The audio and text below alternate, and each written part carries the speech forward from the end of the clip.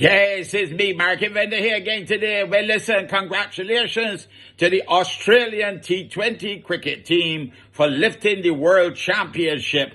Oh dear, oh dear, oh dear. Let me tell you something, and they may make it look easy like Sunday morning, because it was Sunday morning in Barbados, but afternoon over there, so out in the Emirates. My goodness gracious, two great teams, New Zealand and Australia. Neither one win the World T20 Championship before. So you got to say congratulations to two powerhouse teams, put on a great performance.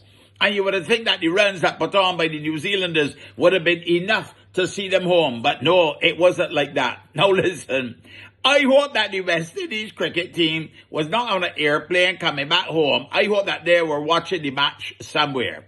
But I want to suggest that before we select a West Indies T20 team in the future, that entire team, all the fellas, the aspirants, as we would call them, the batters, because apparently nowadays you can't have batsmen and batswomen. You only have to have batters. I think that's bare foolishness, but anyhow.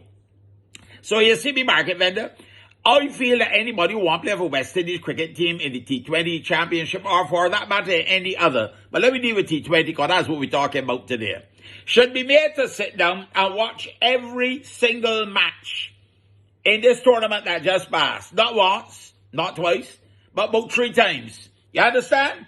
Including the matches that they played in. Yeah?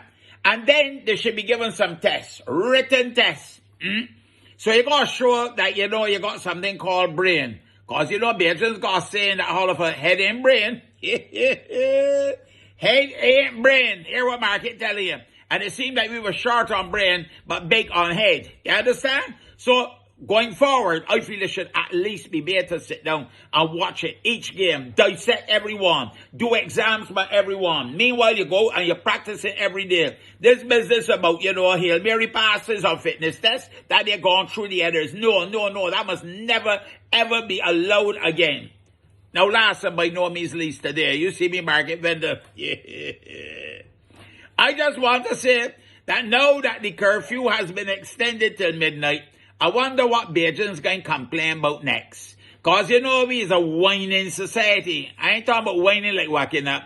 We WHINING, whining. We's whine and whine and complain about everything. That's we nature. We just like to, complain. I was going to use a different word, but I better not use that one. So now we can go home at midnight. We can do a whole heap of things. Restaurants can have a second service. Entertainment can take place. You make sure you social distance. You make sure you do the things that you're supposed to do. You understand? So that we can continue to see the visitors arriving in Barbados as they are coming in droves at the moment and having a good time. Yes. Well, midnight it is. Now don't complain and tell me now about midnight, but you know why it can be, why it gotta be midnight. You gotta be a cut off at some point. You gotta go and sleep. You don't gotta work the next day. You don't gotta report for work at 8 o'clock in the morning. What you doing now after midnight anyhow? Left that there for the visitors. They will enjoy themselves up until midnight. The gap can get a little buzz in it. It ain't exactly where everybody want, but you can get a bit of a buzz in there. And the weekends, everybody can be buzzing. Just do what you're supposed to do. Yes. So I want to say thanks to the Prime Minister for extending it. She's throwing it out there, so it is up to me to make sure that it going to work.